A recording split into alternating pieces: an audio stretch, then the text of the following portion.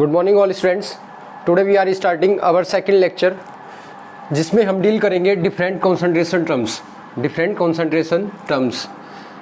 Concentration terms को जानने से पहले आप जान लीजिए व्हाट इज कंसंट्रेशन। पहली हेडिंग लगाइए concentration. Note down the definition please.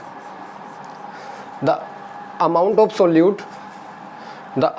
Solute which can be dissolved in per unit volume of solution. The amount of solute which can be dissolved in per unit volume of solution.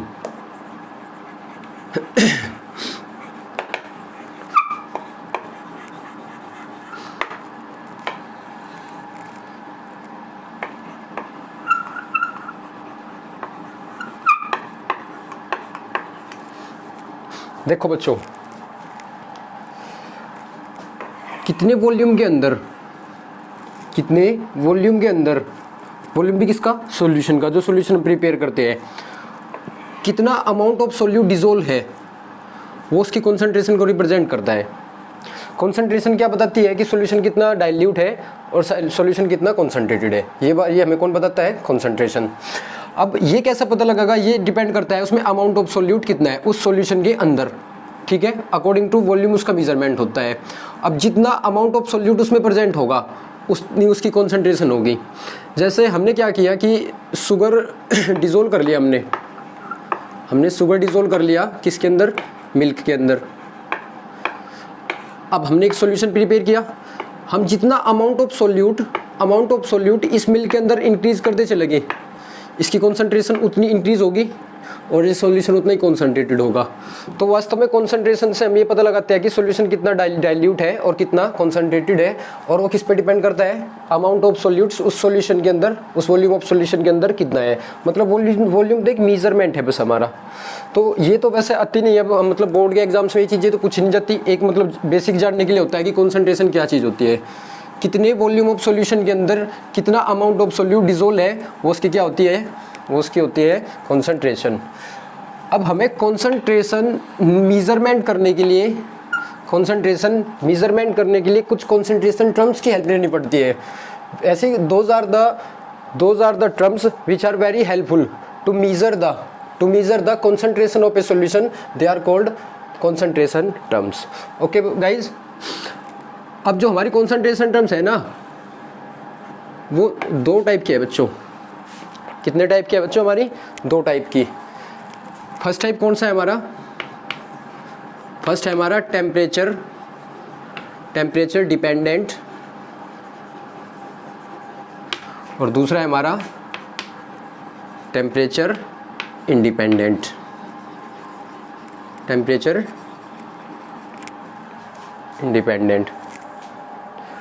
अब इसमें देखो बच्चों, temperature dependent वाली बता देता हूँ। आपको ये भी समझाऊंगा कि टेम्परेचर डिपेंडेंट और इंडिपेंडेंट का इन्होंने कैसे क्लासिफिकेशन किया। इसमें हमारी कौन कौन है, A percentage volume by volume, B percentage weight by volume, C ppm, D ppb, E molarity, F normality, and G formality. ये सारी कंसंट्रेशन टर्म्स हमारी कौन सी है, those are the concentration terms which are temperature dependent. अब बात कर लेते हैं कौन सी, टेम्परेचर इंडिपेंडेंट में हमारी कौन कौन सी है। सबसे पहली इसमें जो हमारी होती है वो होती है percentage weight by weight, B molality, and C is mole fraction. PPM को हम उधर भी बात कर सकते हैं और इधर भी पीपीएम के बारे में। अभी जब पीपीएम को पढ़ाऊंगा ना तो आप समझ जाओगे पीपीएम और पीपीबी क्या चीज़ है। ठीक है बच्चों, ये हमारी सारी कॉन्सेंट्रेशन टर्म्स है, आप इन्हें नोट कर ले, स्क्रीनशॉट वगैरह ले ले या आप साथ साथ इन्हें नोट कर ले। अब मैं आपको बता देता हूँ बच्चों इनका डिवीज़न कैसे हुआ, क्लासिफिकेशन कैसे हुआ इनका। देखो आप सपोज करो ये ए कोई मैन है, ए कोई हमारा कोई पर्सन है, इसका वेट है कितना 70 kg। कितना है वजन, इनका वेट है 70 kg।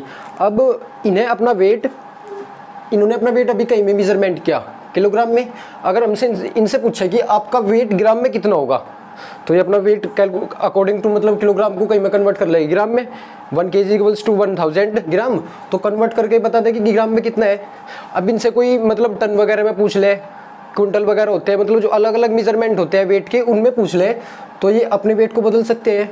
सिमिलरली जैसे हम अपनी एक चीज़ को एक्सप्लेन करने के लिए अलग अलग तरीकों की हेल्प लेते हैं, अलग अलग सिस्टम की हेल्प लेते हैं, ठीक उसी प्रकार जब हम कॉन्सेंट्रेशन का मेजरमेंट करते हैं तो कॉन्सेंट्रेशन टर्म्स दो तरीके से मेजरमेंट की जाती है। एक तो वो मेथड जिसमें हमारा टेम्परेचर डिपेंडेंट वाली है। अभी टेम्परेचर डिपेंडेंट होने का मैं मीनिंग समझा देता हूँ आपको क्या है।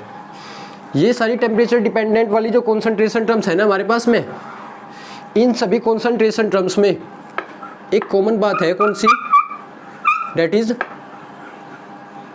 वॉल्यूम। इनमें सब में क्या कॉमन है, वॉल्यूम। और जो इधर जितनी टेम्परेचर इंडिपेंडेंट वाली कॉन्सेंट्रेशन टर्म्स है, इनमें हमारा जो कॉमन बात है, वो कॉमन बात क्या है हमारे बच्चों, इनमें सभी में क्या है हमारा वेट। इनमें क्या है बच्चों हमारा वेट। मैं आपको एक बात बता देता हूँ ताकि आप कंफ्यूज ना हो, आप कंफ्यूज हो सकते हो अदरवाइज। वेट और मास फिजिक्स के अंदर दो अलग अलग चीज़ें होती है, वेट एंड मास। आप जानते भी होंगे फिजिक्स के अंदर ये दो अलग अलग चीज़ें होती है, बट केमिस्ट्री के अंदर वेट या मास कोई दो अलग अलग चीज़ें नहीं होती, एक ही चीज़ मानते हैं। अगर वेट बोल दिया तो वेट, मास बोल दिया तो मास, जबकि दोनों एक ही चीज़ होगी। अब ये सारी की सारी कॉन्सेंट्रेशन टर्म्स कौन सी है, जिनमें क्या होगा, वेट होगा। देखो आपने ये बात तो जरूर पढ़ी होगी कि जो टेम्परेचर है ना वो वॉल्यूम को अफेक्ट कर देता है। चार्ल्स लॉ 11th क्लास में पढ़ाया जाता है, चार्ल्स का नियम, और वहाँ पे बताया जाता है कि जो टेम्परेचर बढ़ाने पे वॉल्यूम इंक्रीज करता है, मतलब इसका टेम्परेचर का इफेक्ट वॉल्यूम के ऊपर होता है कि टेम्परेचर बढ़ाओगे तो वॉल्यूम भी बढ़ेगा, मतलब इसका इफेक्ट इस पे होता है। तो हमने दो प्रकार से मेजरमेंट किया कॉन्सेंट्रेशन टर्म्स का, एक अकॉर्डिंग टू वॉल्यूम और एक अकॉर्डिंग टू वेट। जो सी भी जो जब हमने कैलकुलेशन करी थी थ्रू वॉल्यूम तो हमने उन्हें बोल दिया टेम्परेचर डिपेंडेंट, और जब हमने मतलब कैलकुलेशन की अकॉर्डिंग टू वेट तब हमने उन्हें बोल दिया टेम्परेचर इंडिपेंडेंट। ये सारी टेम्परेचर इंडिपेंडेंट है। जब इन आप सारे को पढ़ लोगे तो इनमें आपको वेट या मास जरूर नजर आएगा, और जब इन्हें सारी को पढ़ोगे तो टेम्परेचर डिपेंडेंट वाले को इन सारी कॉन्सेंट्रेशन टर्म्स के अंदर वॉल्यूम जरूर होगा। अगर वॉल्यूम होगा तो टेम्परेचर से अफेक्ट होगा, तो ये सारी टेम्परेचर डिपेंडेंट वाली। ठीक है बच्चों, एक बार मतलब ये भी क्वेश्चन आया था कि what is the difference between molarity and molality. Molarity and molality, एक तो ये वाला क्वेश्चन आ सकता है यहाँ से, मोलैरिटी और मोलैलिटी में ये टेम्परेचर डिपेंडेंट है और ये टेम्परेचर इंडिपेंडेंट है। ये टेम्परेचर से अफेक्ट हो जाती है और ये टेम्परेचर से अफेक्ट नहीं होती है। ये क्वेश्चन भी आता रहता है, मतलब थ्योरेटिकल कोई पूछ लेता है, वाइवा वगैरह वाले पूछ लेते हैं कि ये टेम्परेचर से क्यों अफेक्ट होती है और ये टेम्परेचर से क्यों अफेक्ट नहीं होती। मोलैरिटी में क्या होता है, हमारा वॉल्यूम होता है, और वॉल्यूम किससे अफेक्ट हो जाता है, टेम्परेचर से। और मोलैलिटी में क्या होता है, हमारा मोलैलिटी में वेट होता है और टेम्परेचर का वेट पे कोई इफेक्ट नहीं होता। ये आप जानते भी होंगे कि टेम्परेचर जो है ना वो वेट को कोई इफेक्ट नहीं कर सकता। आप जनरली सोचो कि आपका सर्दियों के मौसम में अगर वजन 50 kg है सर्दियों के मौसम में, तो गर्मियों के मौसम में जब टेम्परेचर हमारा हाई हो जाता है तो उस समय में आपका वेट घटता और बढ़ता तो नहीं है। जो हमारा वेट जो हमारा मतलब इंक्रीज और डिक्रीज करता है ना, वो हमारे मतलब डाइट पे डिपेंड करता है मेनली। ऐसा टेम्परेचर पे डिपेंड नहीं करता कि ये पे बोल दिया कि अब तुम्हारा सर्दियों में इतना वजन है तो गर्मियों में तुम इतने पतले हो जाओगे या इतने मोटे हो जाओगे, ऐसा तो कुछ नहीं होता। तो इसका मीनिंग ये है कि ये वाली जो कॉन्सेंट्रेशन टर्म्स है ये सारी, इनमें सब में क्या है, वेट है, और वेट कभी भी टेम्परेचर से अफेक्ट नहीं होता, इसलिए टेम्परेचर इंडिपेंडेंट है, अर्थात ये टेम्परेचर पर डिपेंड नहीं करती है। जब हम वे होती है क्या होना है, बोलते हैं उन्हें कोलिगेटिव प्रॉपर्टीज़। जब हम कोलिगेटिव प्रॉपर्टीज़ पढ़ेंगे ना तो वहाँ पे इन वाली टर्म्स की हेल्प ली जाती है, ना कि इन वालों की। वहाँ पे ये बात समझाऊंगा मैं आपको कि इनकी क्यों नहीं ली जाती हेल्प और इन्हीं की क्यों ली जाती है हेल्प। ठीक है बच्चों, तो अब हम 1 by 1 पढ़ेंगे सारी कॉन्सेंट्रेशन टर्म्स, क्योंकि ये बोर्ड के एग्जाम से के मतलब पॉइंट से बहुत ज़्यादा इंपॉर्टेंट होती है।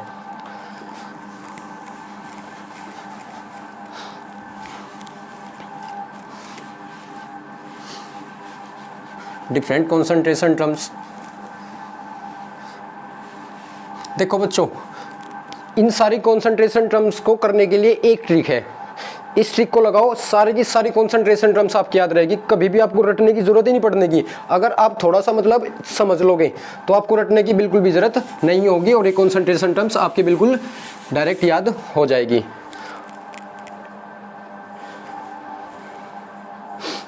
चलो बच्चों देखो इंपॉर्टेंट बात, अब मैं आपको बता देता हूँ कॉन्सेंट्रेशन टर्म्स का एक बेसिक चीज़ें, मतलब एक बेसिक बता देता हूँ, आप यहाँ से समझ के फिर कॉन्सेंट्रेशन टर्म्स को सारी को एक बार के में ही कवर कर लोगे।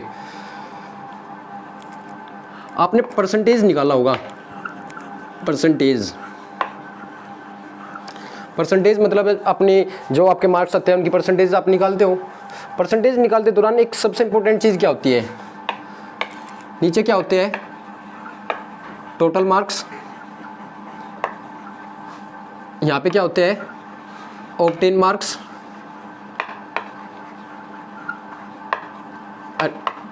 For percentage multiply by 100। अब एक बात देखो, टोटल मार्क्स जो होते हैं ना हमारे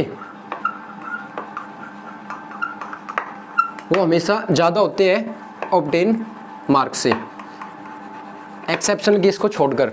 एक्सेप्शन केस में ये दोनों इक्वल हो जाते हैं, ऑब्टेन मार्क्स हमारे कम होते हैं, चाहे हमारा एक नंबर भी कम क्यों ना हो, 600 में से 599 हो तो कम तो कहीं ना कहीं ऑब्टेन मार्क्स हमारे कम होते हैं, एक दो नंबर तो हम जरूर कम लाते हैं। अब ये क्या है, ये टोटल मार्क्स है ना, टोटल। अब वॉल्यूम के अंदर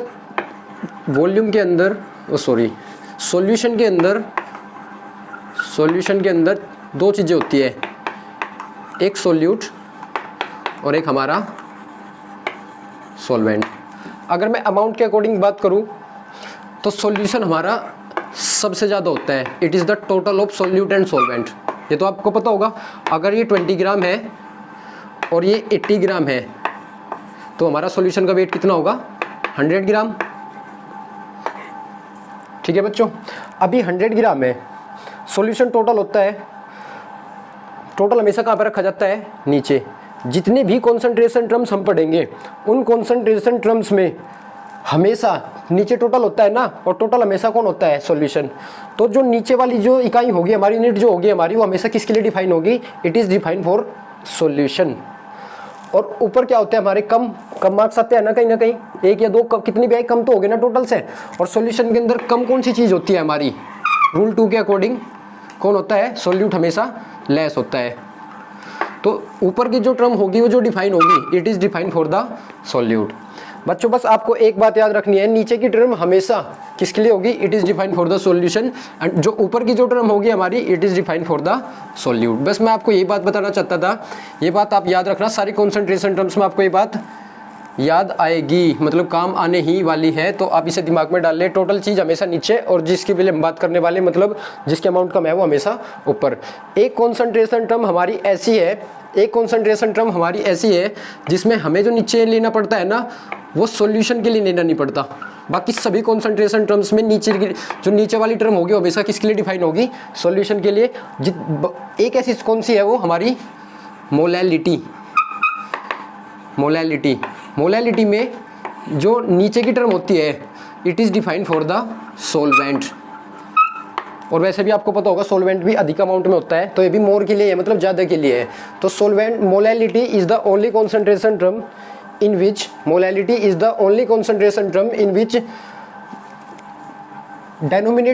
denominator term is defined for the solvent। Okay बच्चों, अब देखते हैं सबसे पहले परसेंटेज वॉल्यूम बाई वॉल्यूम। अब समझो आप इसे,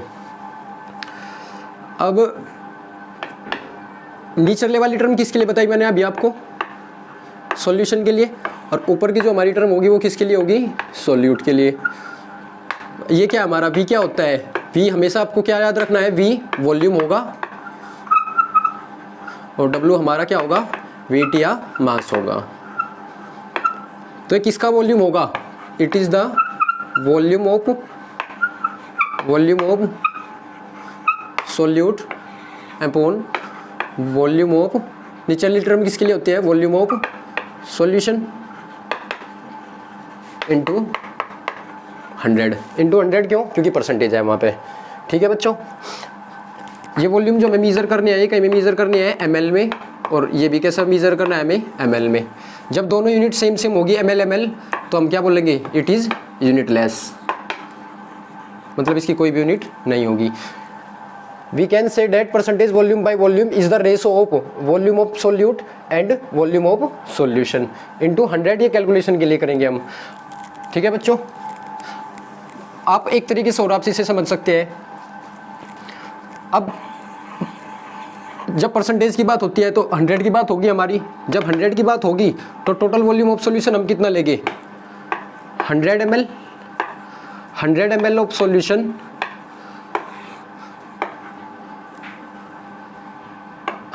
amount of solute, amount या volume of solute, volume of solute in ml। देखो बच्चों, ऐसे भी बोल सकते हो आप डेफिनेशन। 100 ml सॉल्यूशन के अंदर, 100 ml सॉल्यूशन के अंदर amount of solute, volume of solute जो कि ml में होगा, कितना परसेंट होता है? हमने एक सॉल्यूशन प्रिपेयर किया, 100 ml का एक सॉल्यूशन हमने प्रिपेयर कर लिया, और उस 100 ml सॉल्यूशन के अंदर वॉल्यूम ऑफ सॉल्यूशन ml में कितना परसेंट होगा, वो भी हमारा क्या है? Percentage volume by volume. Percentage क्यों अब की बार में परसेंटेज से रिलेटेड कोई बात क्यों नहीं रखी? क्योंकि मैंने पहले कितना ले लिया? 100 ले लिया है, और 100 किसके अकॉर्डिंग लिया है? मैंने परसेंटेज के अकॉर्डिंग। तो बच्चों आप परसेंटेज वॉल्यूम बाई वॉल्यूम को नोट करो, इसमें मतलब कोई इतनी अलग बात नहीं है। Second is percentage weight by volume. अब ये किसका वेट होगा बच्चों बताओ? ये किसका वेट होगा? हमारा ऊपरली टर्म हमारी किसके लिए होती है? सोल्यूट के लिए। तो ये होगा हमारा वेट ऑफ सोल्यूट, और ये क्या होगा बच्चों हमारा? ये हमें वेट हमेशा यहाँ पे कहीं में रखना होगा, हमें ग्राम में। ये क्या होगा? वॉल्यूम ऑफ, बताओ बच्चों किसका होगा? वॉल्यूम ऑफ निचली टर्म्स हमेशा किसके लिए? टोटल वाले के लिए। टोटल कौन होता है? सॉल्यूशन के लिए। वॉल्यूम कहीं में रखना है हमें ml। अब ये ग्राम और ये ml, तो इसकी यूनिट क्या होगी हमारी? यूनिट क्या होगी बच्चों हमारी इसकी? ग्राम पर ml इंटू 100। 100 क्यों? क्योंकि परसेंटेज है, वही वाली बात है बच्चों हमारी। आपको इसमें भी कोई प्रॉब्लम नहीं होगी बच्चों। ये क्या है हमारा? अब मैं अगर परसेंटेज हटा दूँ तो डेफिनेशन वो वाली इसकी बनाई जा सकती है। 100 ml सॉल्यूशन के अंदर, 100 ml सॉल्यूशन के अंदर ग्राम में कितना सोल्यूट का वेट प्रेजेंट है? ग्राम में amount of weight of solute कितना प्रेजेंट है? वो हमारी क्या होगी? Percentage weight by volume. इसके थ्रू भी हम मेजरमेंट कर सकते हैं कॉन्सेंट्रेशन का। हमें अमाउंट दी जानी चाहिए। अगर हमें सोल्यूट कहीं में दिया हो, सोल्यूट की मेजरमेंट वेट में करनी हो और सॉल्यूशन की हमें करनी हो वॉल्यूम के अंदर, तो हम कौन सी कॉन्सेंट्रेशन टर्म की हेल्प लेंगे? परसेंटेज वॉल्यूम बाय वॉल्यूम की। अगर हमें दोनों ही चीज़ें कहीं में दी हो, दोनों ही चीज़ें हमें वॉल्यूम की फॉर्म में दी गई हो, तो हम किसकी हेल्प लेंगे? Percentage volume by volume. जब मैं आपको क्वेश्चन कराऊंगा ना, काफ़ी क्वेश्चन करेंगे बच्चों, हम इनके बारे में डिटेल में सभी क्वेश्चन कवर करेंगे, तो वहाँ पर इसके बारे में बात होगी। और अभी तो बस आप समझ रहे हैं।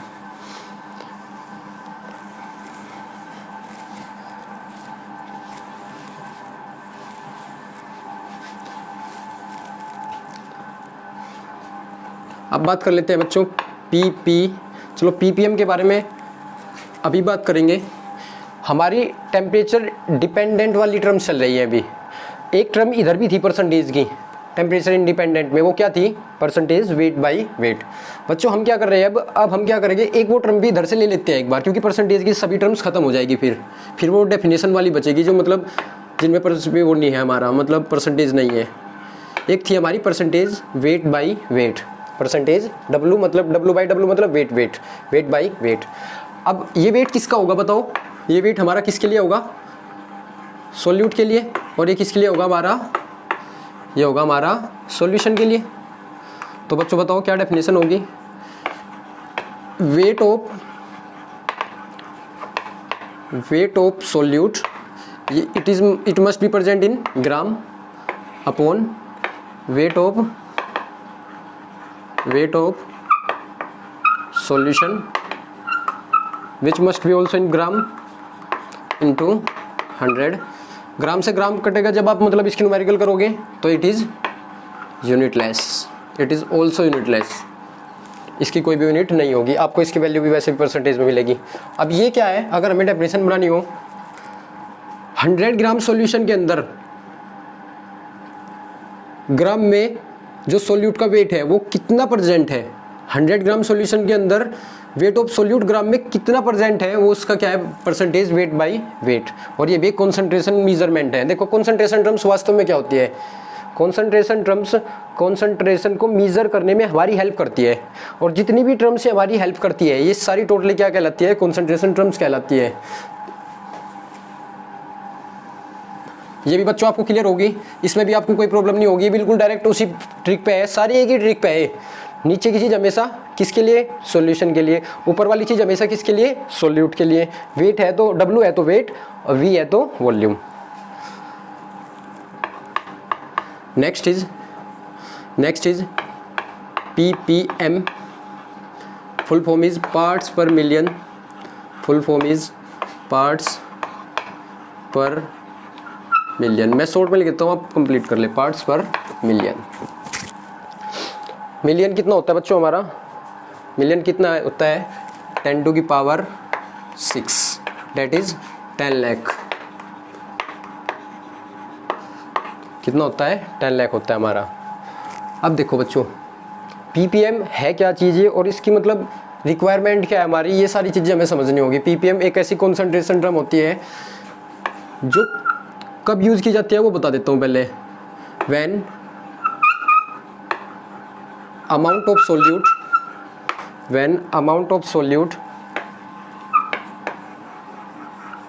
When amount of solute is very less, is very less in the solution. जब हमारी अमाउंट ऑफ सोल्यूट, जब हमारी अमाउंट ऑफ सोल्यूट सॉल्यूशन के अंदर बहुत ही कम होती है, तो ऐसे केस में हम किसकी हेल्प से कॉन्सेंट्रेशन मेजरमेंट करते हैं, ppm, पार्ट्स पर मिलियन। देखो बच्चों बिल्कुल क्लियर कट बता देता हूँ, सिंपल सा तरीका जो आपको याद रखेगा, मतलब आपसे याद रख पाओगे। आपने परसेंटेज वेट बाय वेट पढ़ा, परसेंटेज वॉल्यूम बाय वॉल्यूम पढ़ा। अब देखो ये क्या हमारा wait of solute upon weight of solution into 100 volume of solute upon volume of solution into 100। अब बिल्कुल जनरली सी बात आप देखो, ये क्या हमारा परसेंटेज, परसेंट में सेंट होता है हमारा, सेंट का मीनिंग होता है सेंचुरी। सेंचुरी क्या होता है हमारा, सेंचुरी होता है हमारा कितना 100, सेंचुरी कितना होता है हमारा 100। अब यहाँ पे कितने की बात हो रही है, मिलियन की। मिलियन कितना होता है हमारा 10 टू की पावर 6, यानी कि 10 लाख। अब आपको कुछ नहीं करना, जब भी ppm की बात होगी या तो वेट की फॉर्म में होगी या वॉल्यूम की फॉर्म में, वो आपको क्वेश्चन में नजर आ जाएगा। अगर आपने उसने वॉल्यूम ml में सब कुछ चीज़ें दी आपको, तो इसका क्या मीनिंग है, ये किसकी बात करना स्टार्ट कर रहा है, परसेंटेज वॉल्यूम बाय वॉल्यूम की। अगर उसने ग्राम में चीज़ें दी है तो किसकी बात कर रहा है, वेट बाय वेट की। जब भी ppm फाइंड आउट करना हो और डाटा मिल रहा हो तो मैं इसके अकॉर्डिंग, मतलब वेट के और वॉल्यूम के अकॉर्डिंग डाटा हो, या तो वेट का होगा या वॉल्यूम का होगा।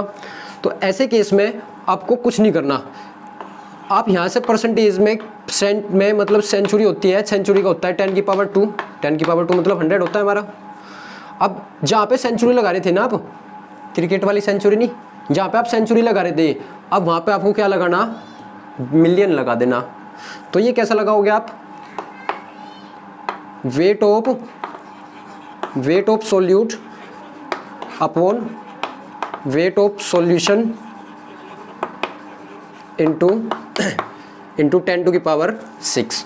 अगर ppm in the form of volume calculate करना हो तो volume of solution, volume of solute upon volume of solution into 10 to की पावर 6। ये भी ppm है हमारी, और ये भी बच्चों हमारी क्या है, ये भी हमारी ppm ही है। दोनों ही बच्चों हमारी क्या है, ये दोनों ही हमारी ppm है। ठीक है बच्चों, और ये ppm हमारी in the form of volume है और ये in the form of weight है। अब देखो मैं आपको इसकी इंपॉर्टेंस समझा देता हूँ बच्चों, मतलब इसकी इंपॉर्टेंस क्या है, हमारी इंपॉर्टेंस है ये आपको पता लगेगा। इंपॉर्टेंस क्या है हमारी बच्चों इसकी, आप मतलब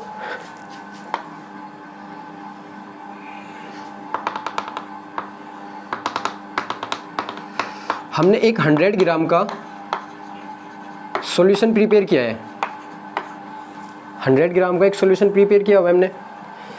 इस सॉल्यूशन के अंदर सपोज करते हैं 25 ग्राम सोल्यूट है हमारा, 25 ग्राम सोल्यूट है जो इसमें डिसोल्व हुआ है।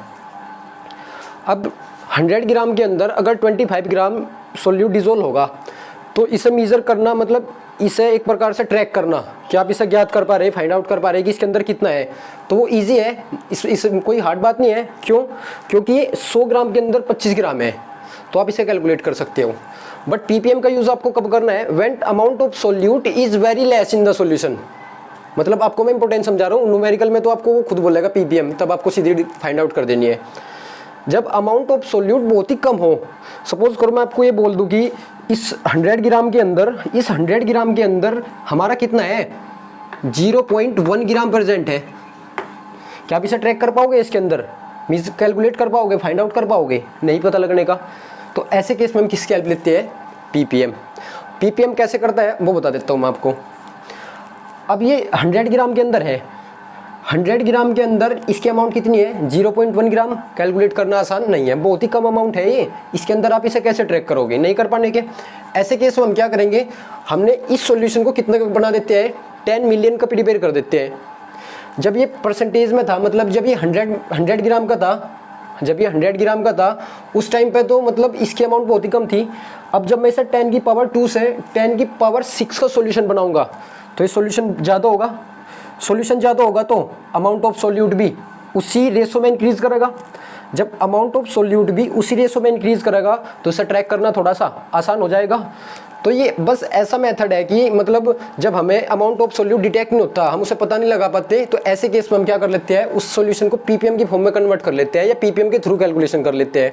उससे अमाउंट ऑफ हमारा जो अमाउंट ऑफ सोल्यूशन है वो इंक्रीज हो जाता है और उसी रेशो में अमाउंट ऑफ सोल्यूट भी इंक्रीज होता है, जिसकी वजह से अब क्या होगा, जिसकी वजह से अब हमारा अमाउंट ऑफ सोल्यूट डिटेक्ट हो जाएगा आसानी से।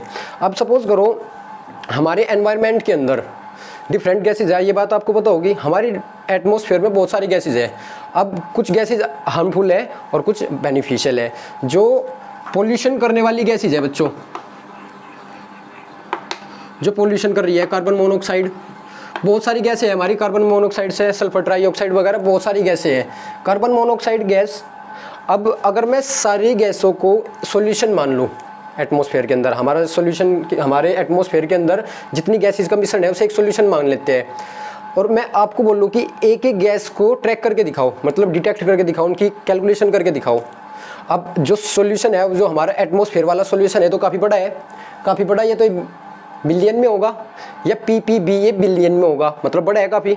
अब उसके अंदर एक गैस जो पोल्यूशन कर रही है उसकी अमाउंट बहुत ही कम है, तो उसकी मेजरमेंट जो है ना वो किसके थ्रू की जाती है? पीपीएम के थ्रू की जाती है। जब भी पोल्यूशन, मतलब पोल्यूशन का डाटा आता है ना, तो उसके बाद में पीपीएम या पीपीबी वगैरह कुछ लिखा आता है। वो इसीलिए आता है ताकि वो जो उन्होंने कैलकुलेशन की है ना वो पीपीएम की फॉर्म में की है। क्यों? क्योंकि तब की जाती है जब किसी की अमाउंट बहुत ही कम होती है, किसी की मतलब सोल्यूट की, और वो सोल्यूट कौन है? वो गैस जिसके बारे में हम बात कर रहे हैं। ठीक है बच्चों, तो आप इसे समझे होंगे, इसमें कोई हार्ड बात नहीं है। बस एक बात याद रखनी है, जब भी परसेंटेज की बात होगी तो 10 की पावर कितना लगाएंगे? 10 की पावर 2। जब पीपीएम की बात होगी, जब पीपीएम की बात होगी तो कितना लगाएंगे? 10 की power 6। Next concentration term is PPB. PPB parts पर बिलियन, पार्ट्स पर बिलियन, और बिलियन कितना होता है बच्चों हमारा? 10 की पावर 9। सिमिलरली जब जैसे हमने परसेंटेज वाला किया और पीपीएम वाला किया, ऐसे ही कौन सा होगा हमारा? पीपीबी। पीपीबी में बस आपको क्या करना है, यहाँ तो किसका? सॉल्यूट के बारे में इंफॉर्मेशन होगी, चाहे वो वेट की हो चाहे वो वॉल्यूम की हो। यहाँ पे किसकी होगी? सॉल्यूशन की होगी, और इंटू 10 की पावर 9, दैट इज पीपीबी। बस ppb जब भी पार्ट्स पर बिलियन की बात होगी, अब ये और अच्छी है, मतलब इससे और आसान कैलकुलेशन होती है। सपोज करो हमारे सॉल्यूशन के अंदर बहुत ही कम, वेरी वेरी लिटिल अमाउंट में बहुत ही कम सोल्यूट प्रेजेंट हो, तो इससे अच्छी कैलकुलेशन कौन कर सकता है, पीपीएम से भी अच्छी कैलकुलेशन कौन कर सकता है, पीपीबी। क्योंकि हम अमाउंट ऑफ सोल्यूट, अब 10 की अमाउंट ऑफ सॉल्यूशन कितना कर दिया हमने, 10 की पावर 9, और 10 की पावर 9 का मीनिंग समझते हो आप, ये बहुत ही ज़्यादा बड़ी वैल्यू होगी, उसके अकॉर्डिंग उसमें कौन इंक्रीज होगा, सोल्यूट, तो उसे ट्रैक करना और आसान हो जाएगा। ठीक है बच्चों, तो पीपीएम और पीपीबी आप समझ गए होंगे क्या इनकी इंपॉर्टेंस है और हम इन्हें क्यों फाइंड आउट करते हैं। तो बच्चों नेक्स्ट हमारी जो कॉन्सेंट्रेशन टर्म है वो क्या है, हमारी molarity, which is represented by capital M, molarity. अब देखो बच्चों मोलैरिटी कैसे डिफाइन होती है, ये भी कॉन्सेंट्रेशन टर्म है, मतलब इसके थ्रू भी हम कॉन्सेंट्रेशन ही मेजरमेंट करते हैं किसी सॉल्यूशन की।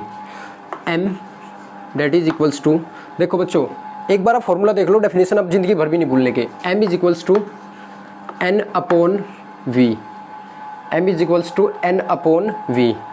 अब n क्या हमारा, number of moles, number of moles. अब मोल्स क्या है ये आपको पता होगा, अगर आपको नहीं पता मैं एक बार बता देता हूँ। मोल्स क्या होता है केमिस्ट्री के अंदर, जैसे हमने अपने डेली लाइफ के अंदर वैसे डिटेल में अगर जो बात होगी वो मोल्स की कहाँ होती है, मोल कॉन्सेप्ट के अंदर होती है, 11th का चैप्टर होता है, और मोल कॉन्सेप्ट के अंदर आपको बताया जाता है कि मोल्स की जो कैलकुलेशन होती है वो 3 तरीके से की जाती है, वहाँ पे 3 मेथड्स होते हैं। अब जो मोल्स की कैलकुलेशन का एक मेथड है वो हमारे इस चैप्टर में होगा, तो मैं आपको बता दूंगा वहीं पे। अब देखो बच्चों मोल्स क्या होता है, जैसे अपनी डेली लाइफ के अंदर हमने दर्जन बनाया हुआ है, दर्जन क्या होता है हमारा, एक दर्जन हमारा कितना होता है, 12 यूनिट, एक दर्जन में हमारी कितनी होती है, 12 units. 1 dozen is equals to 12 units. अब मैं बोलूँ आपको 1 पेयर, एक जोड़ा, कितनी यूनिट, 2 यूनिट्स। ये हमारी डेली लाइफ में मेजरमेंट करने के लिए हमने, मतलब किसी चीज़ को याद रखने के लिए, मेजर करने के लिए हमने एक मेथड बना लिया कि हमने अलग अलग यूनिट्स दे दी, दर्जन दे दिया हमने, पेयर दे दिया, 100 दे दिया, मतलब ऐसे ही हमने बहुत सारी यूनिट बनाए रखी है। सिमिलरली केमिस्ट्री के अंदर जब भी हम मतलब मेजरमेंट करते हैं, काउंट करते हैं, तो काउंट करने के लिए हमें एक यूनिट की हेल्प लेनी पड़ती है, वो किसकी, mole. So mole is a counting unit. Counting unit किसकी है बच्चों, काउंटिंग यूनिट होती है हमारी जो भी चीज़ हम ऐड करते हैं। जैसे आप सपोज करो हमने सोल्यूट ऐड किया तो सोल्यूट की काउंटिंग करेंगे। सपोज करो हमने कोई आयन, एटम, मॉलिक्यूल्स, मतलब कुछ भी अपनी साइड से कुछ भी ऐड कर रहे हैं तो उसकी काउंटिंग करने के लिए हमें किसकी हेल्प लेते हैं, मोल की। Mole is a counting unit which is very helpful to count the substance, atom, ion, molecule, कुछ भी हो उनकी काउंटिंग करने के लिए मोल्स की हेल्प लेते हैं। ठीक है बच्चों, अब n क्या है हमारा, मोल, ये क्या है हमारा, वॉल्यूम। हमेशा ऊपर की चीज़ बताओ किसके लिए होती है, जो ऊपरली वाली यूनिट होती है वो किसके लिए होती है, it is defined for the solute and is defined for the solution. बस आपको जो सबसे ज़्यादा कॉन्सेंट्रेशन टर्म में जो सबसे इंपॉर्टेंट बात याद रखनी होती है वो इनकी याद रखनी पड़ती है कि वॉल्यूम कहाँ पे, कहीं में लेना है। जैसे हमने अब तक का वेट को ग्राम में लिया है, वॉल्यूम का हमने ml में लिया अब तक का। अब जो कॉन्सेंट्रेशन टर्म्स आ रही है ये मोलैरिटी, इनमें सब में, इनमें हम इसे कहीं मिलेंगे, लीटर में, कहीं मिलेंगे लीटर में। तो बच्चों बताओ डेफिनेशन क्या हुई, molarity is the number of moles of solute, molarity is the number of moles of solute present in unit volume of solution, present in unit volume of solution. Unit मतलब unit कितना हमारा, 1 litre, litre में है ना, unit का मतलब एक होता है ना, यूनिटी मतलब एक होता है हमारा 1 लीटर के अंदर। ठीक है बच्चों, it is the number of moles of solute, या molarity is the number of moles of solute present in unit volume of solution. Clear. अब मोल्स की कैलकुलेशन देख लेते हैं बच्चों। मोल्स की कैलकुलेशन कैसे करते हैं हम, मास बाई मोलर मास, या वेट भी बोल सकते हैं। डब्ल्यू क्या हमारा हो गया, हमारा वेट होगा बच्चों, हमारा क्या होगा, वेट, और ये क्या होगा हमारा मोलर मास। अभी इनके बारे में बात करेंगे हम। डब्ल्यू हमेशा यहाँ पे कहीं में रखना है आपको, ग्राम में, और ये सारी चीज़ अभी मैं आपको बताता हूँ। वेट कैसे पता लगाएंगे हम, मोलर मास कैसे पता लगाएंगे, तो मैं n की जगह पे किसे रिप्लेस कर देता हूँ, मोल्स की कैलकुलेशन करने का तरीका क्या है, मास बाई मोलर मास। मास कितना है हमारा, मतलब वो हमें गिवन होगा। मोलर मास, एक कंपाउंड का नाम गिवन होगा आपको क्वेश्चन में, उस कंपाउंड का मोलर मास रखना होगा, जिसे मोलिकुलर वेट भी बोलते हैं। वो अभी आपको मैं बताऊंगा कैसे होगा। हम क्या करेंगे यहाँ पे, n की जगह पे मैं क्या रिप्लेस कर दूँ, W by m0, W by m0, m0 वगैरह कुछ भी बोल सकते हो आप इसे। और ये हमारा क्या है, V क्या है हमारा, volume of solution which must be in litre. तो ये भी एक हमारा कोई कैलकुलेशन करने का एक तरीका होगा। एक ये वाला भी होगा हमारा, इन टर्म्स ऑफ मोल होगा, इन टर्म्स ऑफ वेट होगा। और एक तरीका ये क्या है, अगर वॉल्यूम आपको कहीं में गिवन हो, अगर वॉल्यूम आपको ml में गिवन हो, तो W बाई m0, आपको वॉल्यूम जो है ना ml वाला ml में ही रख देना है यहाँ पे। बस ऊपर कितने से कैलकुलेशन मल्टीप्लाई कर दोगे, 1000 से। तो बच्चों ये हमारे 3 फॉर्मूले हैं, ये 3 फॉर्मूले हमारे हैं, और इन तीनों फॉर्मूलेज में हम क्या करते हैं, मोलरिटी की कैलकुलेशन कर सकते हैं। डेफिनेशन आपने नोट कर ली होगी, it is the amount of solute present in unit volume of solution. ऊपरली टर्म हमेशा सोल्यूट के लिए और नीचली टर्म हमेशा सॉल्यूशन के लिए।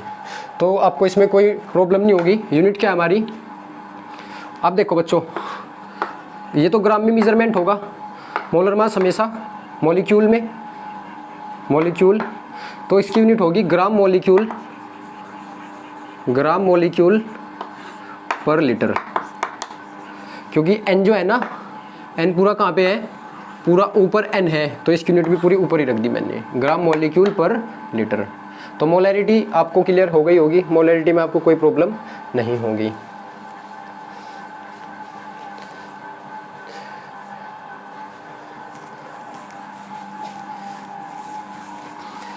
बच्चों इस लेक्चर के अंदर हम मोलैरिटी तक ही कवर करेंगे। नेक्स्ट लेक्चर के अंदर हम मोलैरिटी से बाद की जितनी भी कॉन्सेंट्रेशन टर्म है उनके बारे में बात करेंगे। आप यहाँ तक का बिल्कुल क्लियर कर ले। आपके पास में जो बुक है एनसीईआरटी आप मेनली रखें अपने पास में, या अदर बुक जो भी आपके पास में, एनसीईआरटी जरूर कवर करें। इसके बाद आपके पास में कोई भी रेफरेंस बुक है तो आप उसे उसके साथ कवर कर सकते हैं। इसके बाद हम जो टर्म्स कवर करेंगे वो सारी की सारी नेक्स्ट लेक्चर के अंदर होगी। आप यहाँ तक का न्यूमेरिकल पोर्शन अपनी बुक से करने की कोशिश करें। अगर आपसे नहीं होता है तो कोई बात नहीं, क्योंकि मैं आपको अपनी साइड से ही खुद न्यूमेरिकल कराऊंगा। बहुत सारे न्यूमेरिकल मतलब अलग से लेक्चर मिलेंगे आपको, 2 या 3 लेक्चर अलग से न्यूमेरिकल के लिए बनेंगे, जिसमें प्रीवियस ईयर के अंदर जो हमारे न्यूमेरिकल्स आए हुए हैं ना वो सारे कवर करेंगे। तो बच्चों यहाँ तक का आप कवर कर ले। Thank you for the class. Subscribe कीजिए और शेयर कीजिए बच्चों। Thank you.